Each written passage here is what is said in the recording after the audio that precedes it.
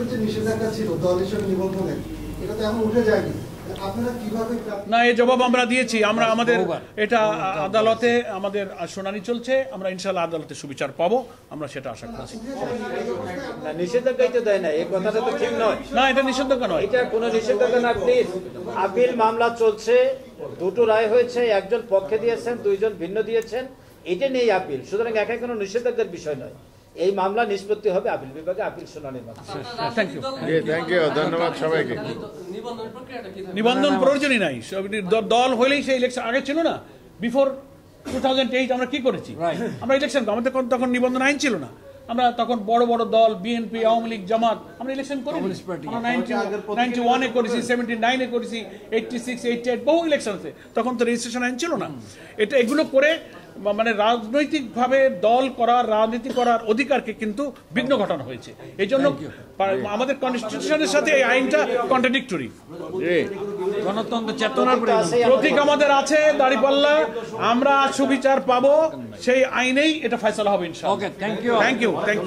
Sufficient কথা হয়ে গেছে, আর প্রশ্ন প্রয়োজন।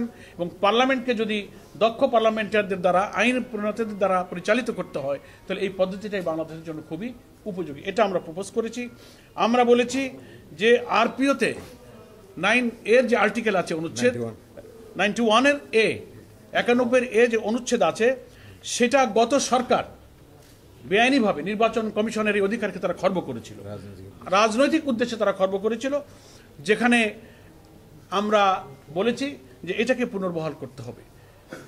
যে কোনো নির্বাচনে অনিয়ম হলে ইলেকশন কমিশনকে সেই আইনে এখতিয়ার দেওয়া হয়েছিল অনুচ্ছেদে, যে তারা আংশিক বা পুরো বাতিল করতে পারে। এটা গত সরকার পলিটিক্যাল ইন্টেনশনে তারা এটাকে তুলে নিয়েছিল, বাতিল করেছিল। এটাকে আমরা পুনর্বহাল করতে দাবি করেছি। নেক্সট, আমরা বলেছি প্রবাসী ভোটারদের ভোট ইনশিওর করতে হবে। প্রায় 1 কোটির অধিক ভোটার কিন্তু আমাদের প্রবাসে তারা আছে, এটাকে আমরা ইনশিওর করতে বলেছি। এবং আমাদের ভোটার তালিকায় নাম অন্তর্ভুক্ত করার ব্যাপারে যে প্রক্রিয়া চলছে, সেক্ষেত্রে প্রশাসনিক, ইউনো অফিস, নির্বাচনের সাথে সংশ্লিষ্ট কর্মকর্তাদের হয়রানির বিষয়গুলো, অনেক ফাইলগুলো পেন্ডিং পড়ে আছে নানান ইস্যুতে, সেগুলো নিরসনের জন্য আমরা অনুরোধ করেছি। এবং আরেকটা মৌলিক ব্যাপারে আমরা কথা বলেছি, সেটা হচ্ছে যে সংবিধানের প্রতিটি নাগরিকের রাজনীতি করার এবং রাজনৈতিক দল গঠনের কিন্তু অধিকার আছে। তো নিবন্ধন আইন যেটা করা হয়েছে, যার ভিত্তিতে এখন বাংলাদেশের রাজনৈতিক দলগুলো 8 সালের পর থেকে রেজিস্ট্রেশনের সিস্টেম চালু হয়েছে। এর আগেও তো বহু ইলেকশনে আমরা অংশ নিয়েছি।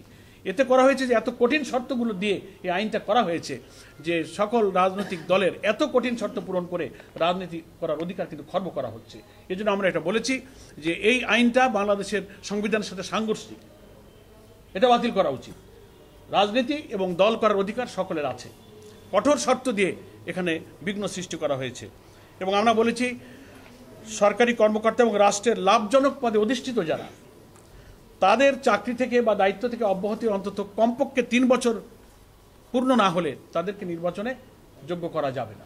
এই সমস্ত মেইন বিষয়।